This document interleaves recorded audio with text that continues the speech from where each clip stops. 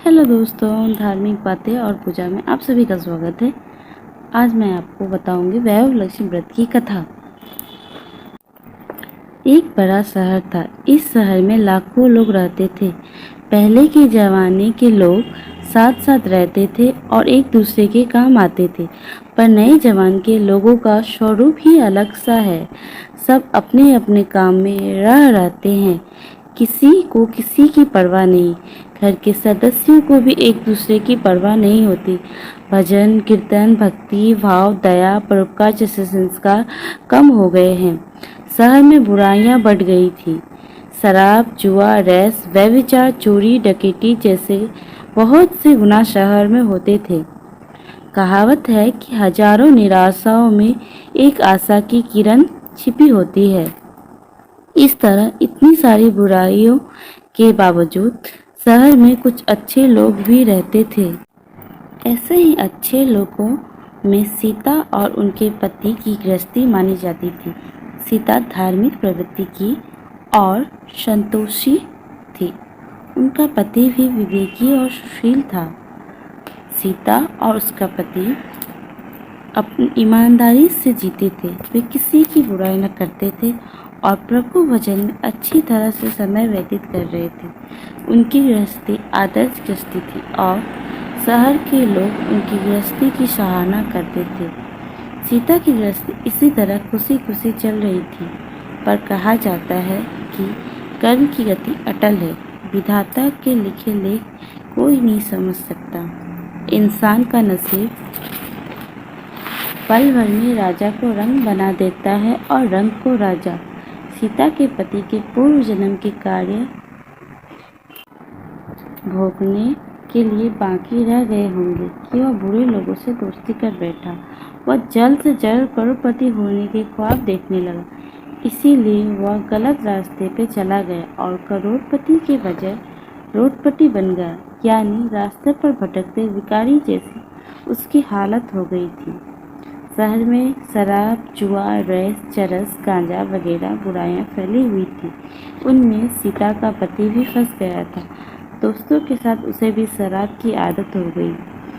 जल्द पैसे वाला बनने के लालच में दोस्तों के साथ रेस जुआ भी खेलने लगा। इस तरह बचाई हुई धनराशि, पत्नी के गहने, सब कुछ रेस जुए में गंवा दिए थे। इसी तरह एक वक्त ऐसा भी था कि वह सुशील पत्नी सीता के साथ मजे में रहता था और प्रभु भजन में सुख शांति से जीवन व्यतीत करता था। उसके बजाय घर में दरिद्रता और भूखमरी फैल गई।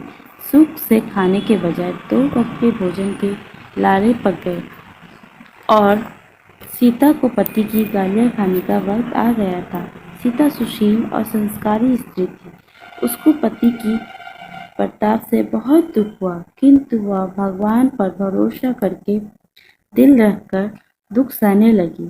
कहा जाता है कि सुख के पीछे दुख और दुख के पीछे सुख आता ही है, इसीलिए दुख के बाद सुख आएगा ही। ऐसी आशा के साथ प्रभु भक्ति में लीन रहने लगी। इस तरह सीता असहाय दुख सहते सहते प्रभु भक्ति में समय बिताने लगी। अचानक एक दिन दोपहर को उनके द्वार पर किसी ने दस्तक दी। सीता सोच में पड़ गई कि मुझ जैसे गरीब के घर इस वक्त कौन आया होगा। फिर भी द्वार पे आए हुए अतिथि का आदर करना चाहिए, ऐसे आर्य धर्म की संस्कार वाली सीता ने खड़े होकर द्वार खोला। देखा तो सामने एक माझी थी। वो बड़ी उम्र की लगती थी, किंतु उनके चेहरे पे अलौकिक तेज दिख रहा था।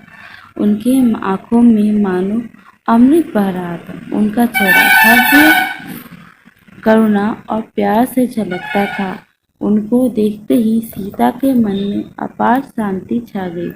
वैसे सीता इन माझी को पहचानती न थी, फिर भी उनको देखकर सीता के रोम रोम में आनंद छा गया। सीता माझी को आदर के साथ घर ले आए। घर में बिठाने के लिए कुछ नहीं था, अतः सीता ने सकुचा कर एक फटी चादर पर उनको बिठाया। माँ जी ने कहा, क्यों सीता, मुझे पहचाना नहीं?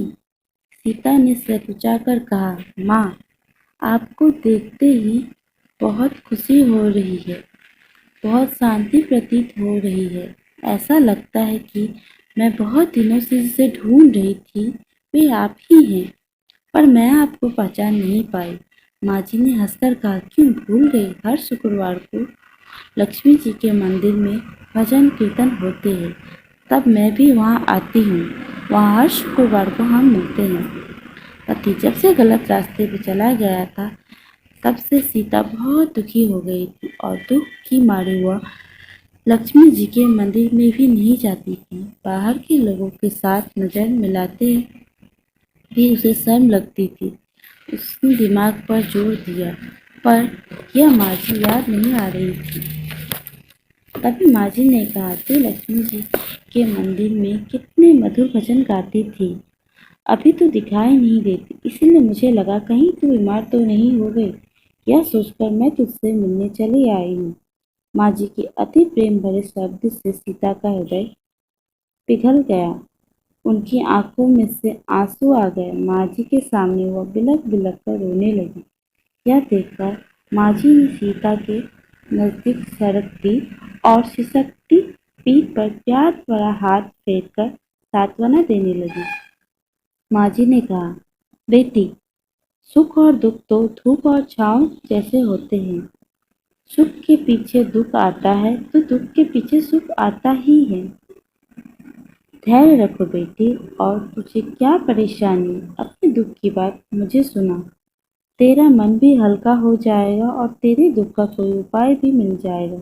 माँ जी की बात सुनकर सीता के मन को शांति मिली। उसने माँ जी से कहा, माँ, मेरी गृहस्थी में भरपूर सुख और खुशियाँ थी। मेरे पति भी सुशील थे। भगवान की कृपा से पैसे के बाद भी हमें संतोष था। हम शांति से गृहस्थी चलाते, ऐश्वर्य भक्ति में अपना वक्त व्यतीत कर रहे थे। एकाएक हमारा भाग्य हमसे रूठ गया। मेरे पति बुरे लोगों से दोस्ती हो गई। बुरी संगति की वजह से वे शराब, जुआ, चरस, गांजा वगैरह खराब आदतों के शिकार हो गए और उन्होंने सब कुछ गवा दिया। यह सुनकर माँ जी ने कहा, सुख के पीछे दुख और दुख के पीछे सुख आता ही रहता है। ऐसा भी कहा जाता है कि कर्म की गति न्यारी है। हर इंसान को अपने कर्म भोगने पड़ते हैं, इसीलिए तू चिंता मत कर। अब तू कर्म भुगत चुकी है, अब तुम्हारे सुख के दिन अवश्य आएंगे। तू तो माँ लक्ष्मी की भक्त है। माँ लक्ष्मी तो करुण, प्रेम और करुणा की अवतार है। वे अपने भक्तों पर हमेशा ममता रखती है। इसीलिए तू धैर्य रखकर माँ लक्ष्मी जी का व्रत कर, इससे सब कुछ ठीक हो जाएगा। माँ लक्ष्मी का व्रत करने की बात सुनकर सीता के चेहरे पर चमक आ गई। उसने पूछा, माँ लक्ष्मी का व्रत कैसे किया जाता है और मुझे समझाएं। मैं यह व्रत अवश्य करूँगी। माँ जी ने कहा, बेटी, माँ लक्ष्मी का व्रत बहुत ही सरल है। उसे वरलक्ष्मी व्रत या वैभव लक्ष्मी व्रत भी कहा जाता है। यह व्रत करने वाले की सब मनोकामना पूर्ण होती है। वह सुख, संपत्ति और यश प्राप्त करता है। ऐसा कहकर माँ जी वैभव लक्ष्मी व्रत की विधि कहने लगी। बेटी, वैभव लक्ष्मी व्रत वैसे तो सीधा साधा व्रत है, किंतु कई लोग यह व्रत गलत तरीके से करते, अतः उनको फल नहीं मिलता। कई लोग कहते हैं कि सोने के गहनों पर हल्दी कुमकुम से पूजा करो, बस व्रत हो गया, तभी उसका फल मिल जाएगा। सिर्फ सोने के गहनों की पूजा करने से फल मिल जाता तो आज सभी लखपति बन गए होते। सच्ची बात यह है कि सोने के गहनों का विधि से पूजा करना चाहिए। व्रत का उद्यापन विधि भी शास्त्रीय विधि होना चाहिए, तभी यह वैभव लक्ष्मी व्रत पूर्ण फल देता है। यह व्रत शुक्रवार को करना चाहिए। सुबह में स्नान करके स्वस्थ कपड़े पहनो और सारा दिन मन में जय माँ लक्ष्मी का नाम श्रवण करते रहो। किसी की चुगली नहीं करनी चाहिए। शाम को पूर्व दिशा में मोड़ है, इस तरह आसन पे बैठ जाओ। सामने फाटा रखकर उस पर रुमाल रखो। रुमाल पर चावल की छोटा सा ढेर रखो। उस ढेर पर पानी से भरा तांबे का कलश रखकर कलश पर एक कटोरी, उस कटोरी में एक सोने का गहना रखो। सोना ना हो तो चांदी भी चलेगा, चांदी ना हो तो नगद रुपए भी चलेगा। बाद में घी का दीपक जलाकर धूप सुलगाकर रखो। माँ लक्ष्मी को के बहुत स्वरूप है। माँ लक्ष्मी को श्रीयंत्र अति प्रिय, अतः वैभव लक्ष्मी व्रत विधि अनुसार करते वक्त सर्वप्रथम श्रीयंत्र और लक्ष्मी जी के विधि स्वरूप सच्चे भाव से दर्शन करो। उसके बाद लक्ष्मी सतवन का पाठ करो। बाद में कटोरी में रखे हुए गहने या रुपए, हल्दी, कुमकुम और चावल चढ़ाकर पूजन करो और लाल रंग के फूल चढ़ाओ। शाम को कोई मीठी चीज बनाकर उनका प्रसाद रखो। ना हो सके तो शक्कर या गुड़ भी चल सकता है। फिर आरती करके 11 बार सच्चे हृदय से जय माँ लक्ष्मी बोलो। बाद में 11 या 21 शुक्रवार यह व्रत करने का दृढ़ संकल्प माँ के सामने करो और आपकी जो मनोकामना हो वो पूरी करने को माँ लक्ष्मी जी से विनती करो। फिर माँ का प्रसाद बांट दो और थोड़ा प्रसाद अपने लिए रखो। अगर आप में शक्ति हो तो सारा दिन उपवास रखो, फिर प्रसाद खाकर शुक्रवार करो। ना शक्ति हो तो एक बार शाम को प्रसाद ग्रहण करते समय खाना खा लो। अगर थोड़ी भी शक्ति ना हो तो 2 बार भोजन कर सकते। बाद में कटोरी में रखा गाना या भोजन ले लो। कलश का पानी तुलसी की क्यारी में डाल दो और चावल पक्षियों को डाल दो। इस तरह शास्त्र विधि अनुसार व्रत करने से उसका फल अवश्य मिलता है। इस व्रत के प्रभाव से सब प्रकार की विपत्ति दूर होकर आदमी मालामाल होता है। संतान न हो उसे संतान की प्राप्ति होती है। सौभाग्यवती स्त्री का सौभाग्य अखंड रहता है। कुंवारी लड़की को मन भाव पति मिलता है। सीता यह सुनकर आनंदित हो गई। फिर पूछा, माँ, आपने वैभव लक्ष्मी व्रत की जो शास्त्र विधि बताई है वैसे मैं अवश्य करूंगी, किंतु इनका उद्यापन किस तरह करना चाहिए यह भी कृपया करके बतलाइए। माँ जी ने कहा, 11 या 21 जो मन्नत मांगी हो उतने शुक्रवार यह वैभव लक्ष्मी व्रत पूरी श्रद्धा और भावना से करनी चाहिए। व्रत के आखिरी शुक्रवार को जो शास्त्र विधि अनुसार उद्यापन विधि करनी चाहिए वह मैं तुझे बताती हूँ। आखिरी शुक्रवार को खीर या नैवेद्य रखो। पूजन विधि जैसे हर शुक्रवार को करते हैं वैसे ही करनी चाहिए। पूजन विधि के बाद श्रीफल फोड़ो और कम से कम 7 कुंवारी या सौभाग्यशाली स्त्री को कुमकुम का तिलक करके वैभव लक्ष्मी व्रत की एक एक पुस्तक उपहार में देनी चाहिए और सबको खीर का प्रसाद देना चाहिए। फिर धन लक्ष्मी स्वरूप वैभव लक्ष्मी स्वरूप माँ लक्ष्मी जी की छवि को प्रणाम करें। माँ लक्ष्मी का यह स्वरूप वैभव देने वाला है।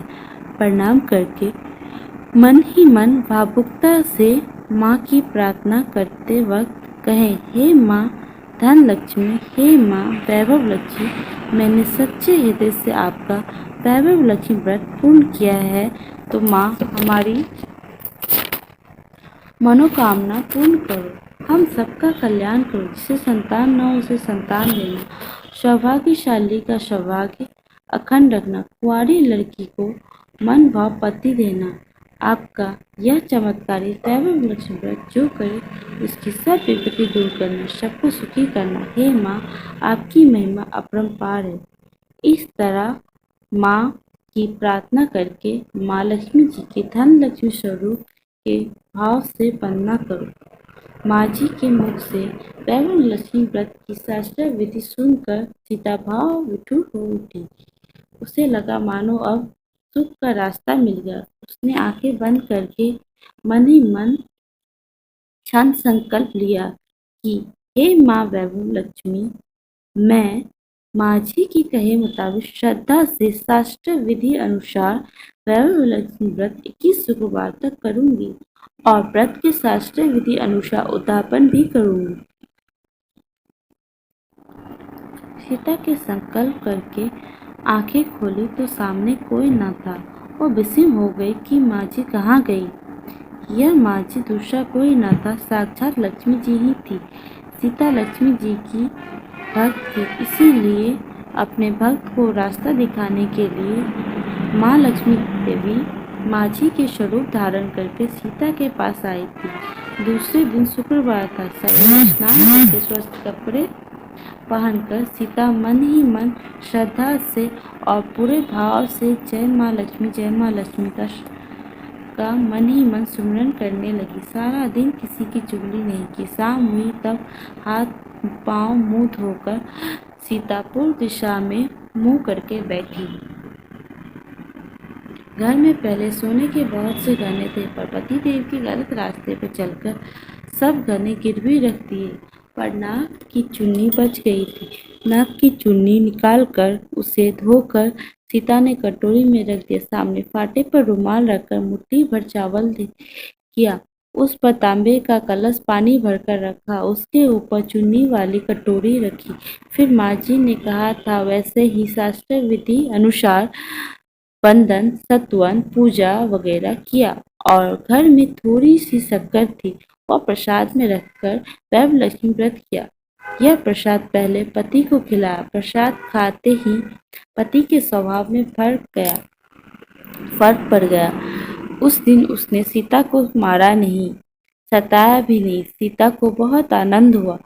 उसके मन में वैभव लक्ष्मी व्रत के लिए श्रद्धा और बढ़ गई। सीता ने पूर्ण श्रद्धा भक्ति से 21 शुक्रवार तक माझी के कहे मुताबिक उद्यापन विधि करके 7 स्त्रियों को वैभव लक्ष्मी व्रत की 7 पुस्तक उपहार में दी। फिर माता जी के धन लक्ष्मी स्वरूप की छवि को वंदन करके भाव से मन ही मन प्रार्थना करने लगी। हे माँ लक्ष्मी जी, मैंने आपका वैभव लक्ष्मी व्रत करने की मन्नत मांगी थी। यह व्रत आज पूर्ण किया। हे माँ, मेरी हर विपत्ति दूर करो, हम सबका कल्याण करो। जिसे संतान न हो उसे संतान देना, सौभाग्यवती स्त्री का सौभाग्य अखंड रखना, कुंवारी लड़की को मन भाव पति देना। आपका यह चमत्कारी वैभव लक्ष्मी व्रत जो करे उसकी सब विपत्ति दूर करना, सबको सुखी करना। हे माँ, आपकी महिमा अपार है। आप ऐसा बोलकर वैभव लक्ष्मी व्रत ऐसा बोलकर लक्ष्मी जी के धन लक्ष्मी स्वरूप की छवि को प्रणाम किया। इस तरह शास्त्र विधि पूर्वक सीता ने श्रद्धा से व्रत किया और तुरंत ही उसे उसका फल मिल गया। उसका पति गलत रास्ते पर चला गया था, वह अच्छा आदमी हो गया। कड़ी मेहनत करके व्यवसाय करने लगा। माँ लक्ष्मी जी के वैभव लक्ष्मी व्रत के प्रभाव से उसको ज्यादा मुनाफा होने लगा। उसने तुरंत ही सीता के गिरवी रखे गहने छुड़ा लिए। घर में धन की बाढ़ सी आ गई। घर में पहले जैसी सुख शांति छा गई। वैभव लक्ष्मी व्रत के प्रभाव देखकर मोहल्ले की दूसरी स्त्रियां भी शास्त्र विधि पूर्वक वैभव लक्ष्मी व्रत करने लगी। हे माँ धनलक्ष्मी, आप जैसे सीता से प्रसन्न हुई उसी तरह आपके व्रत करने वाले सब पर प्रसन्न होना, सबको सुखी रखना। जय माँ धनलक्ष्मी, जय माँ गौरी। इस तरह से आप वैभव लक्ष्मी व्रत की कथा के बाद लक्ष्मी चालीसा श्लोक, वैभव लक्ष्मी की महिमा, माँ लक्ष्मी जी की स्तुति और आरती वगैरह करके हमारा पूजा संपन्न होगा। और आरती के बाद अब 11 बार सच्चे मन से जय माँ लक्ष्मी का करके पूजा करें। जय माँ लक्ष्मी। दोस्तों, मिलते हैं अगले पार्ट में नई कहानी लेके, नया कथा लेके और नई पूजा।